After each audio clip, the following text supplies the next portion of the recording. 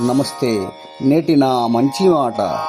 కాన మృగము కన్నా కాలకూటము కన్నా, కాన మృగము కన్నా కాలకూటము కన్నా, కలితి చేయువాడు కాలయముడు.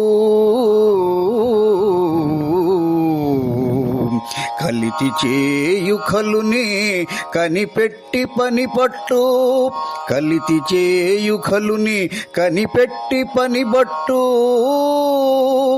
మరువకెప్పుడు నాదు మంచి మాట.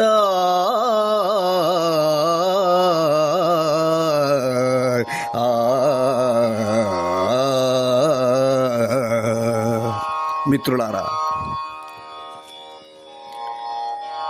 అడవిలో ఉండే క్రూర జంతువులు తమ ఆకలి కోసం రోజుకు 1 లేక 2 జంతువులు మాత్రమే చంపుతాయి. కాలకూట విషం త్రాగితే ఆ త్రాగిన వారు మాత్రమే చనిపోతారు.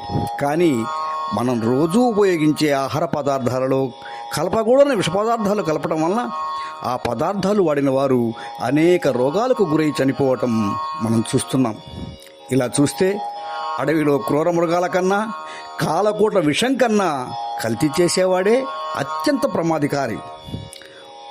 రోజు మనం వాడే పాలల్లో, నూనెల్లో, అనేక రకాలైన ఆహార పదార్థాల్లో, చివరకు మనం ఆరోగ్యం కొరకు వాడే మందుల్లో కూడా కల్తీవి, నకిలీవి వస్తున్నాయంటే ఇక ఏం తిని బ్రతకాలి?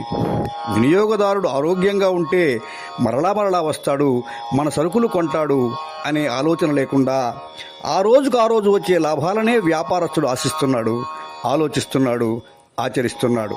ప్రాణాంతకమైన కల్తీలను చేసేవారిని కనిపెట్టి కఠినంగా శిక్షించడం వలసిన అవసరం ఎంతైనా ఉంది. ఇది ప్రభుత్వ బాధ్యతే కాదు, మనందరి బాధ్యత కూడా.